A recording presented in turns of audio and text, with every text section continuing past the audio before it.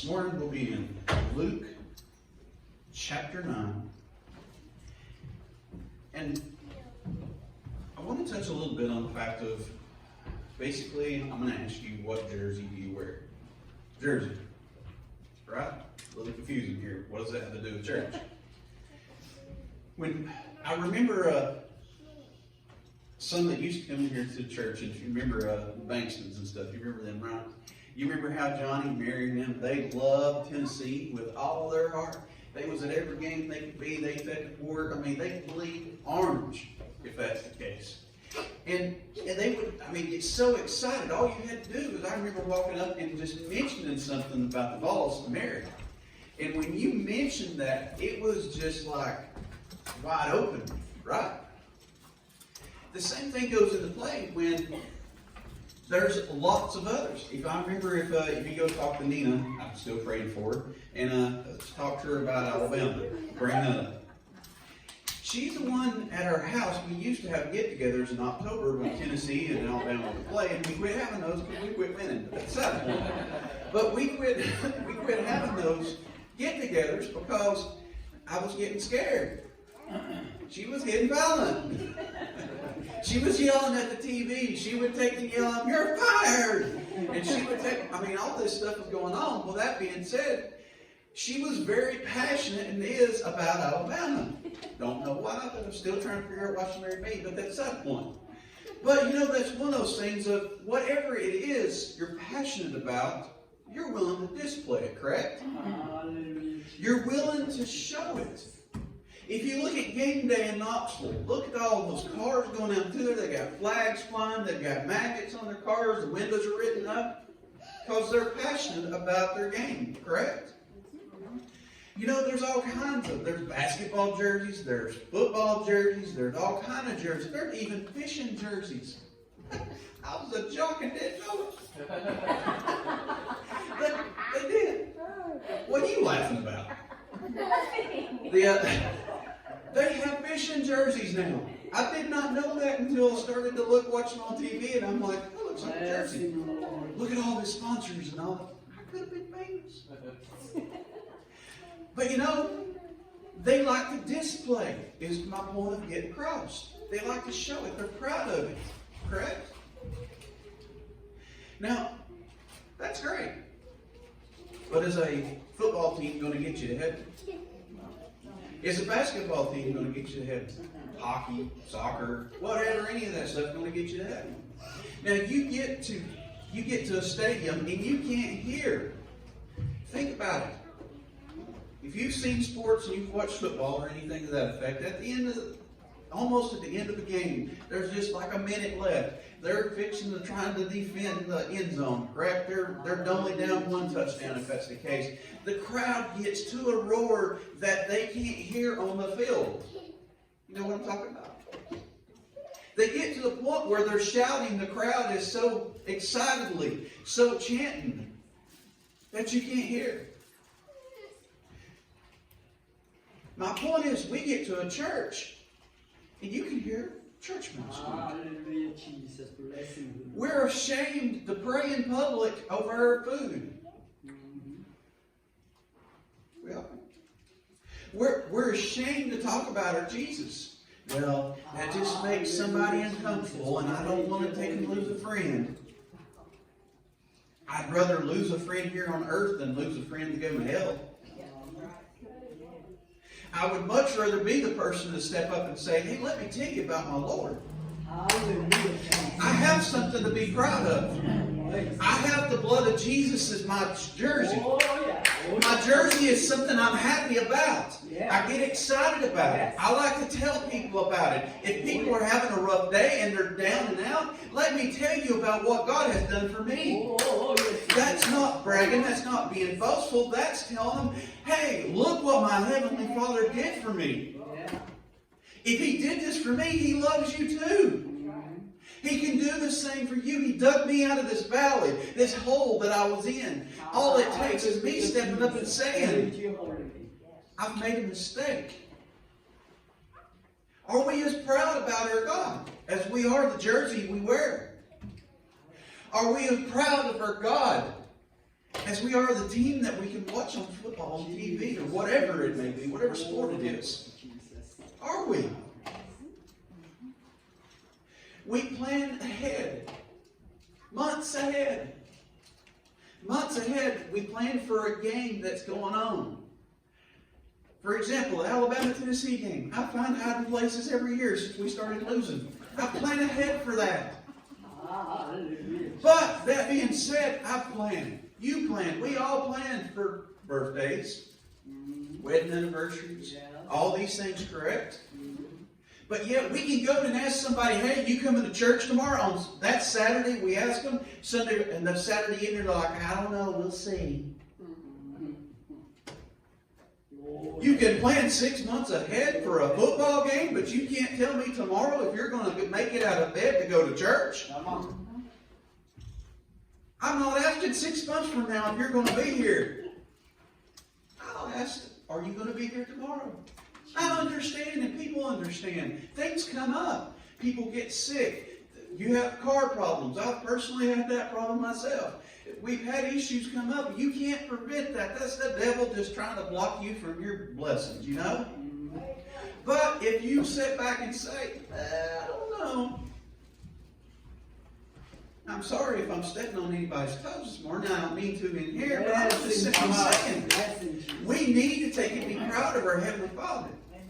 Now, my point being, I am going to take every effort I can to be short and sweet this morning.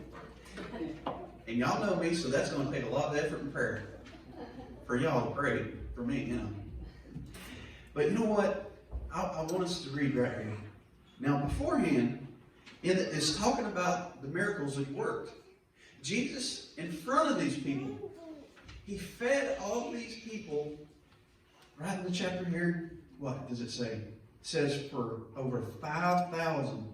Hallelujah, Jesus. And he took 5 loaves of bread and 2 fishes and fed them. Oh, yeah. Okay. Now, that's just beforehand. We've seen this happen. They've seen this happen, right? This is something he did in front of them. You have seen your team play. You have seen whether they're good or bad, or if they can have good defense, whatever stuff that comes into it. I'm going to ask you, they've seen it. But what we're actually going to jump over to here is verse 23. And it says, this is where he's telling them to follow him. This is where he's going to, he's just performed all these miracles, okay, in front of them. And they've seen it. And he is still having to tell them. And he said unto them all, if any man will come after me, let him deny himself and take up the cross daily and follow me. What does that simply mean? I will sum that up in one thing. One word. Submission. They submit themselves to Christ. When you submit, by definition, it boils down to the fact that you put them before you. You are willing to take and do what they want, that they need. Whatever you submit to them, you go by their guidelines, in other words. For whoever will save his life shall lose it. But whosoever will lose his life for my sake shall save it. Hallelujah, Jesus. For what is a man's advantage if he gain the whole world and lose himself? Be cast away. Now I can sum that up right there. Have you ever heard the saying, you can't take it with you? You can work and get all the treasures here on earth that you want. You can have the nicest house. You can have the nicest cars, the nicest guns, the nicest whatevers. Sorry. There's one in every crowd. You can have whatever. But, you know, it's those things that you can't put in a hearse. There's no U-Haul that's attached to the back of a hearse as you're hauling it to the grave. You can't take it with you. Why not invest in something? Now, you've heard me over and time and time again say simply the fact that what you invest your time and you invest your money in is where your heart's going to be, correct? If you never spend a dime on your wife, Is that showing that you care? If you never spend any time with her whatsoever, is that showing you're invested? Brian back there is smart enough to stay away from that topic, but if you think about it, he's got some nice old cars. If he didn't invest any in those cars, would he care about them if he left them setting out the rust? I've seen a lot of nice cars rust to the ground that. But he has to take time to take care of them. Has to take time to work on them. Had to take time to paint them and fix them and work on them and do all this type of stuff. Those things he's invested in. The things that he didn't do himself, he had to pay somebody to do. So there's the money invested in it. That's a compassion, right? That's you have a care about that. But we won't invest time to save our life, our heavenly life, our spirit, everlasting. So let's go further. It says, now here's what I want you to listen for sure. For so whosoever shall be ashamed of me. I'm going to read it one more time. For whomsoever shall be ashamed of me and of my words, means his word, his Bible, he's coming back, his prophecy, his all that stuff.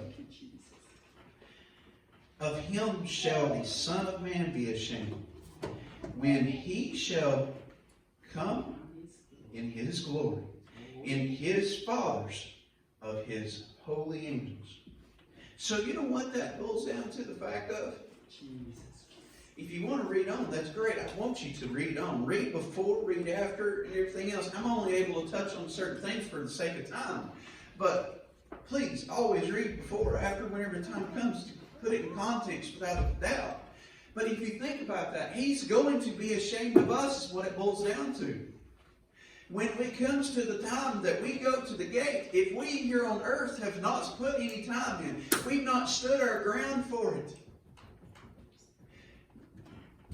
I remember when I first felt like I was getting my feet wet when it come to truly after I got saved. The people I were hanging around and the things they were doing and the things I was doing when I gave my life to Christ wasn't very Christian-like by any stretch of imagination. But when the time come, I felt like I'm going to lose my friends because when they were listening to certain types of music, I was sitting back going, I don't like that no more. Now, that would be no more than somebody coming and telling me they don't like to go to my favorite restaurant anymore. It's sad. I feel hurt. I take that personal. No. But without doubt, it would be the fact of hurting somebody's feelings, right? Who would you rather live a life and demonstrate by standing up? Because they'll test you. How many times has anybody in this room ever been tested before? When people say, here's one. If you've known me, somebody comes up and goes, and you're a pastor now? Right? And my response is, crazy thing. God does crazy things. You never know. See what he works with? But it's true. The same thing with you. People will come up when you give your life to Christ going, oh, he's not really gay. He'll be back next week doing the same thing. Well, you just watch and see. You ever heard somebody say that? Yeah. And believe me, they're watching to see. And when you don't turn back to that, guess what? They're like, huh. And it's the best way, I've said 1,000 times over, the best way to lead somebody to Christ is let them follow you there. Now, if you remember in Genesis when it talks about Lot and them leaving Sodom and Gomorrah, they packed up their stuff. They were getting out of town. The angels had told Lot, said, you need to get you and your wife and your daughters out of here because it's fixing to get bad. Right? What was one thing that they said not to do? Look back. That's the biggest problems of us Christians we have. We want to look back. God has nothing for us back there. We have nothing back there in our past. When we step out of our past and we move forward, you know what? We take that step. The same thing that happened to Lot's wife can happen to us. When we look back and say, oh, well, I can't be saved. Look at all the things I did. Or, I can't live a good life because look at all the things I did. What happened to her? Turned to salt. And I ain't talking to good salt. You know, like on French fries and stuff. No, not that. She turned. She fell for her past. That's exactly what we do when we go forward and we turn and look at our past. When we look at the past that we've done, own it. Say, yes, I did it if somebody asked you up to. If that's the case, when the salt crumbles, it's because we're looking behind us. We can't look behind us. We have to move on. The world is going to try its best to drag it up. What do you think it was? It was all the evil that was there was causing her to take and look back because of all the things that she had left in her past. She had left her home. She had left friends. She had left other family members. She had left all these things. Right? In the minute she took her eyes off of her goal of getting out of where she was at, she turned and she fell right back to the wicked ways. That's what we need to do. We need to focus on our future. So this morning, if anybody has anything they want to pray about, let's pray about it. If you don't have nothing to pray about, remember the church and remember me. We've got plenty. You know, we were blessed. Pastor Green from Kinzer Church got up there. He blessed us this week with the opportunity to have our radio stuff this week. So technically it's fixing to come on. And next week, the same time at 12 o'clock, it's on 99.9. Whoop FM. So we're going to be on there for that time for me. And I am blessed for that opportunity because he's trying to help the church any way he can, the same as us. We should be trying to help the church build. It's our job. It's not just whoever stands here. It's our job. Every single one of us. God charged all of us. It does not say pastors only. It does not say ministers only. It does not say, it says he sent his disciples out into the world. Correct?